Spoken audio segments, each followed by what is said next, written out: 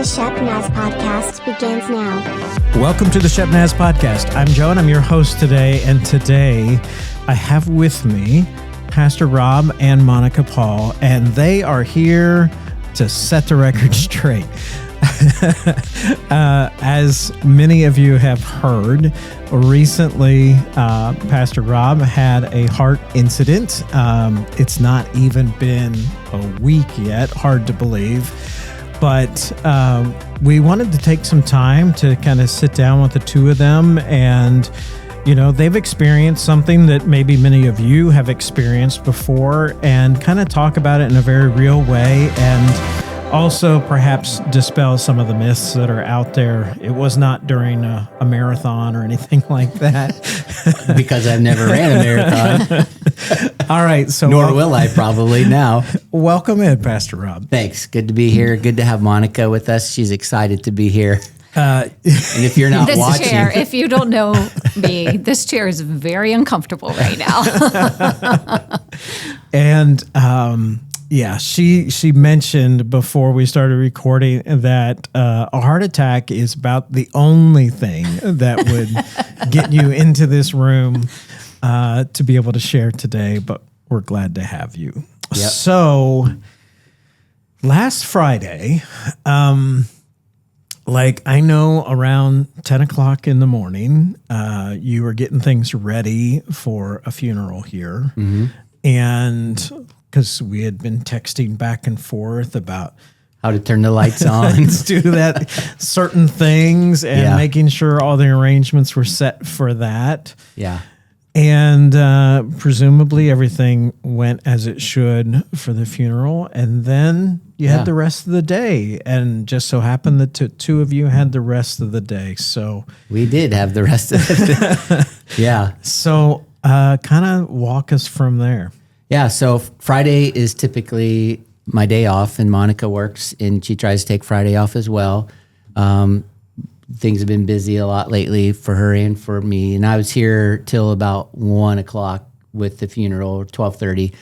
I didn't do the funeral, but it was at the church. And so kind of hosting and making sure everything happens. And so got pretty much a normal day, felt everything normal. And we got home, Monica said, let's go do something. And so we talked about different things to do. We talked about going to the Hartford Fair and eating fair food, which in retrospect was probably not a good idea. We talked about going up to Mount Vernon for some arts festival or whatever, or going to the zoo. And I know they've redone some stuff, and so we like going up there. So it's funny because we talked about all these things, and we couldn't decide. I don't know if that ever happens to other married couples where you're like, let's go somewhere to eat, and you can't figure it out, and you end up having bologna at home or something. But she eliminated one thing, and then so I picked the other, and we just picked the zoo. And so it's funny as in retrospect, we'll be able to look back and see all these different ways that the Lord was taking care of us, and we didn't even know it. And one of them was by picking the zoo, because we were close to a hospital that we were able to get to really quick. But we went, we headed up to the hospital. We hadn't eaten yet. It was like 2:30, I think. And so we're like, we like both Mexican food. And so there's a Chipotle up there, which still sounds good, by the way. Still, even now. Strangely. Yeah.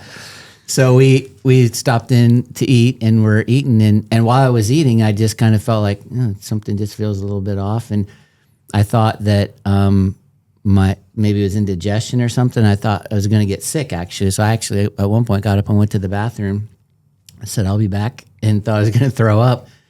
Didn't, came back and sat down again a little bit more, and I just had a burning sensation on the right side of my chest, which is interesting because in the back of my head, I'm like, oh, heart attacks happen on the left, and then there's this pain that goes down your arm, and that's not happening at all. So it must have been the chicken went down the wrong, whatever. Yeah. And so Monica said, well, let's go. And so we went out to the car, and she says, we should go to the hospital. And I'm like, nah, we'll be all right. And so I got in the car to drive and thought, well, maybe we'll head to the zoo. And as I started driving to the parking lot, I thought I was going to throw up again. Like, oh, this isn't right.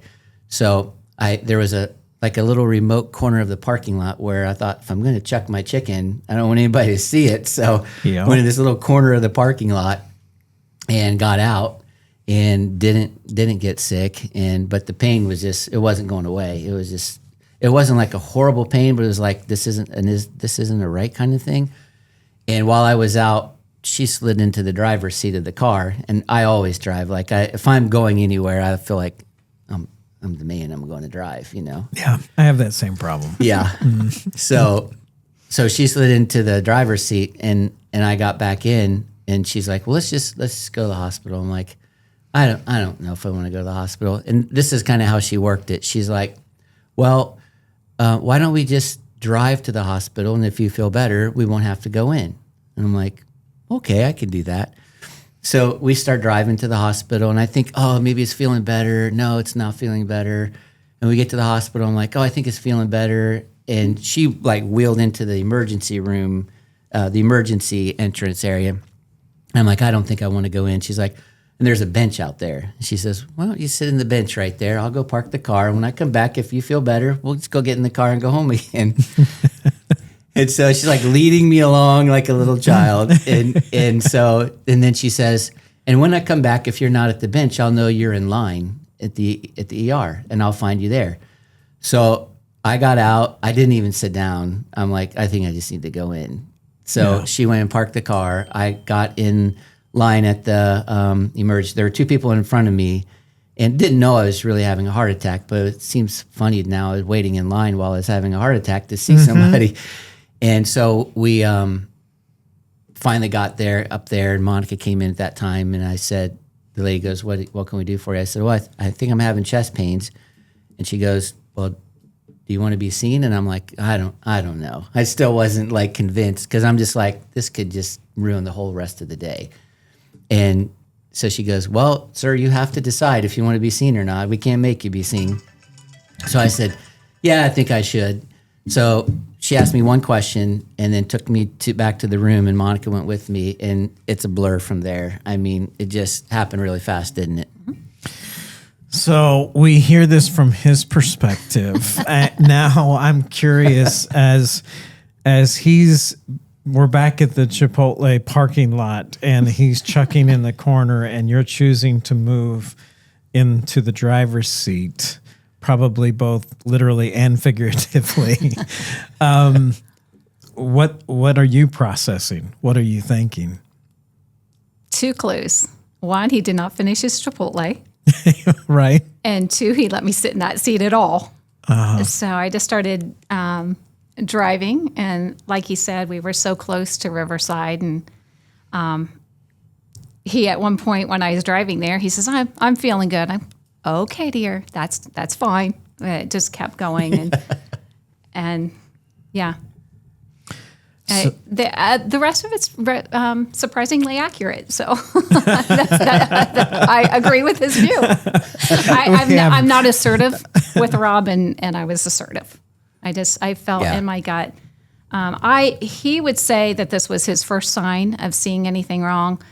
The wife and me was concerned all last week for an entire week. I saw different signs and didn't feel right, but didn't have enough to act on. And this was my opportunity to act.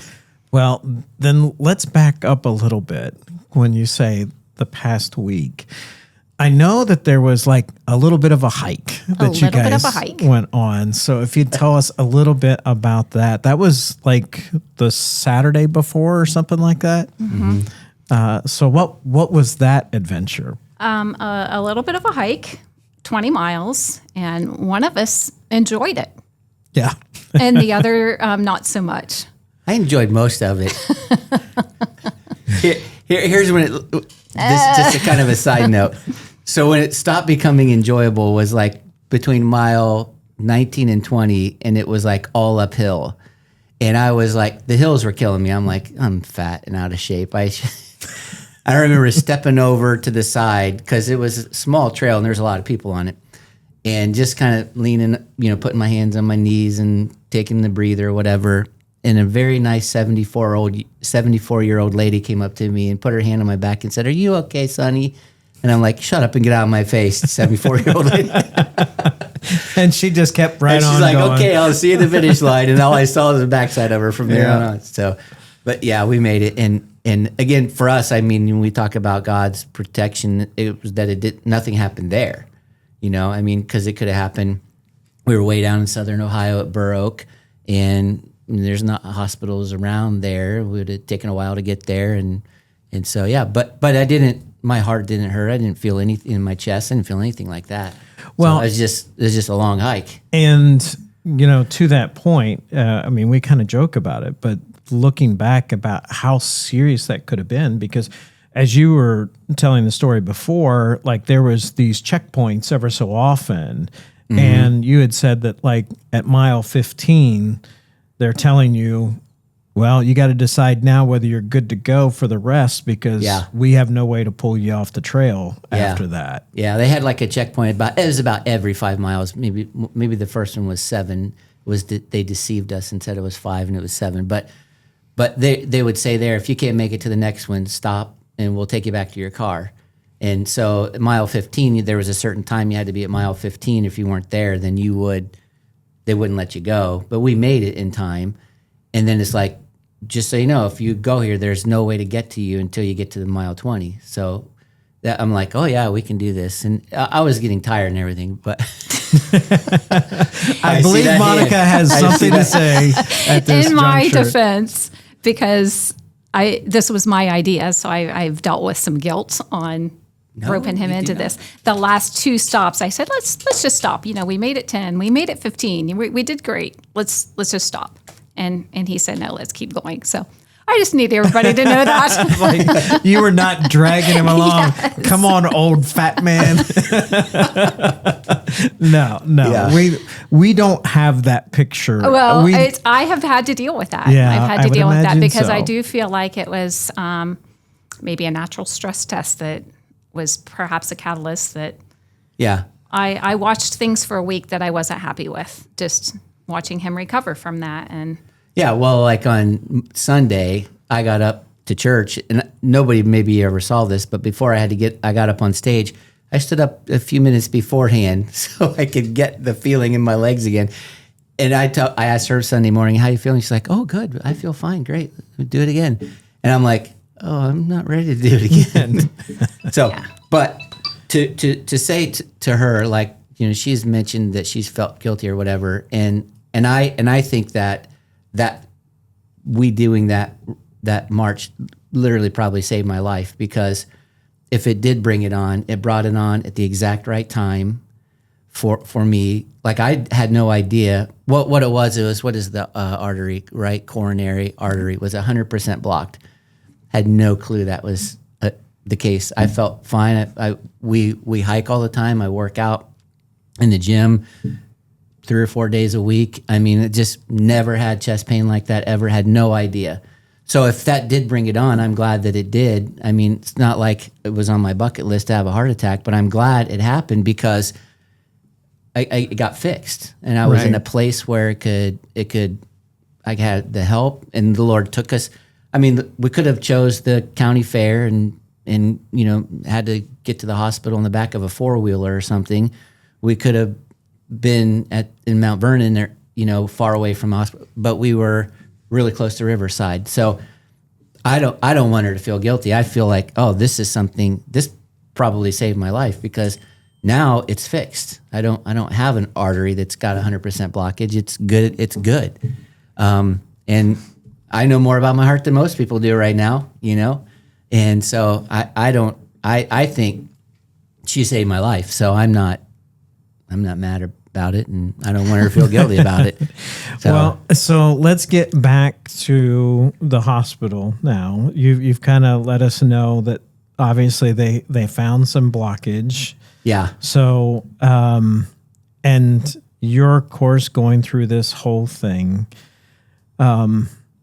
if either one of you kind of speak to a moment of what it's like, for kind of this shared experience that people have when you're going through this kind of traumatic situation, when reality starts to set in. And like, because I think you've mentioned, like, I'm still having a hard time believing that happened, you know?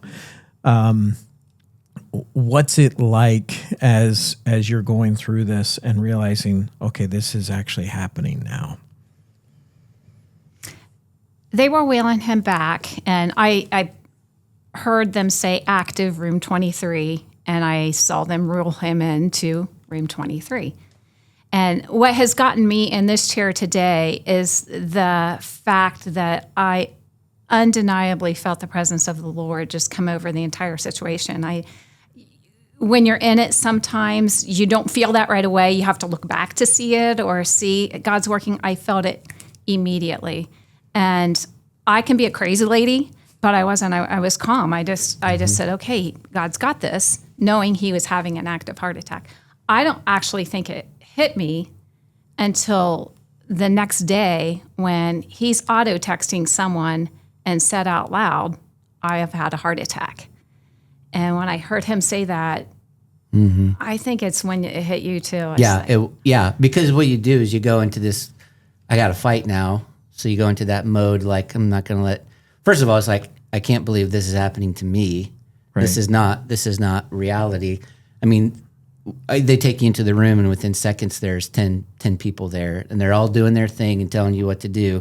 And I look over and I see her and I'm like, what in the heck is going on here? And they do all their stuff and they're like, okay, we're taking you down to do a procedure. And she's walking beside the bed the whole time. And then we turn the corner and I'm like, I look back and she's gone. And I'm like, oh, I don't like this. Yeah. You know? And so then, but you just go into like, I got to do what I got to do to get better. And so you focus on, what are you doing? What do you need me to do? I'm just awake the whole time. The whole time they're doing this stuff, I'm awake and they're talking to me and they're talking about their fun stuff the weekend, asked me what we were doing. I said, well, we were going to the zoo. And somebody's like, dude, if you didn't want to go to the zoo, there's other ways to get out of it than have a heart attack. And I'm like, I actually wanted to go to the zoo. I'd way rather be there right now. But you just kind of go into that like, okay, I got to do whatever I got to do to make it through this. And then when you're better and you're done, is like, oh, that just happened. And it's weird. That's I think when it hit me, I was texting somebody, they were texting me or whatever. I'm like, well, I can't do it. I just had a heart attack. And then you say it out loud so that the phone would record it. And we both looked at each other and kind of lost it. It's like, oh, that really did happen. Yeah. And then you think about all the ramifications of what could have been. And that's when you get, more choked up thinking about, well, what if I didn't make it, or she's alone and you got your kids and grandkids and all these plans and things you want to do together and things for the Lord even. And it's like, oh, that could have been it, and it's weird. It's still weird to think that happened to me. Well, and I think sometimes, and I definitely fall into the same trap, that you start to think you're invincible. Like everybody else, this can happen to. And, there's no way it can happen to me. I'm active. I do a bunch of stuff. I work, I'm physical. And like, this happens to everybody else, but there's somehow a different set of rules for yourself. Yeah. Like you've seen this 1,000 times as a pastor going to visit other people, but it's always somebody else. Yeah. And I imagine it felt the same way for you too. Sure. Yeah. I mean, it's weird being in the hospital bed when you're used to visiting people who are in the hospital bed. Is weird walking down the hallway in your gown, and not walking to the elevator to go home because you just visited somebody. So it was really weird to be on the other side of that whole thing. And that was odd. So now you were already back to work as of Monday. So I don't even think you took a day off. Well, Friday was my day off. But you were here in the morning. Well, it's Saturday. We didn't do anything. Kind of laid around in the bed all day. So, and I know we'll get into this maybe as we're talking about your Sunday message, but I wanted to give you guys the opportunity to kind of share a little bit, like maybe some insights that you feel like. You had mentioned, Monica, that like I felt like I needed to come into this room, even though you're not excited about the idea of talking into a microphone, right. But to say, I feel a compulsion to share. And so what is it that God has kind of like put you in a spot where you feel like I need to tell somebody? While you're thinking that through, I'll give you a second. I was just thinking of an old Christian song. I don't know if you remember this guy or not, but it was an artist named Don Francisco. And he did a song called Gotta Tell Somebody. And it was a story about raising this girl from death to life, and Jesus went into the room and healed her and said, okay, don't tell anybody. And like after seeing that miracle, he was like, I got to tell somebody. Yeah. And so kind of in that light, share with us.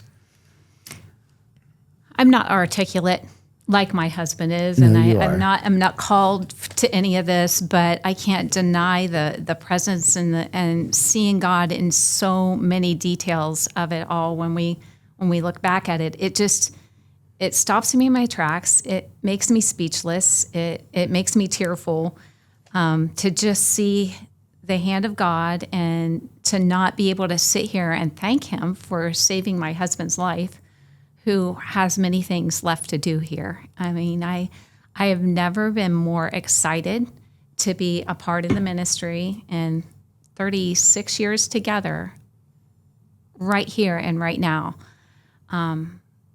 What God has in plans for Shepherd, for Hocking Hills Retreat Center, it's too exciting. And I know a lot of people say he's stressed.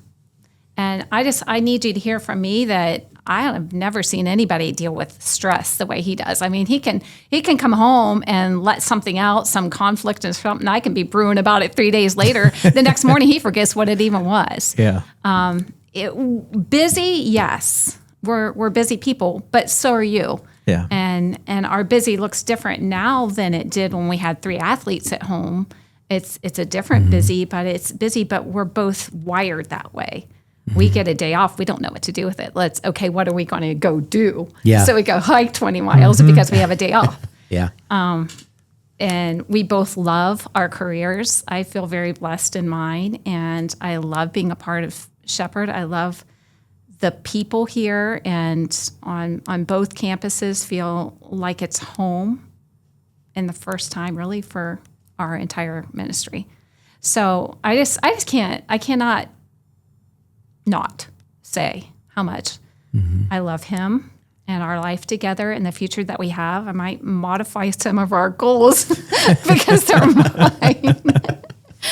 But our family's not done growing, and God's not done with what He has in store through Rob and me as his partner. I'm not the typical pastor's wife that has this, outstanding ministry, but I do believe in building a home and a haven for him. And I do love my Lord and Jesus and the people. So I want to thank him out loud for. Well, we are very thankful as well. And we're very thankful for you stepping in. And oftentimes, Rob has admitted, like, when you say things, he needs to listen.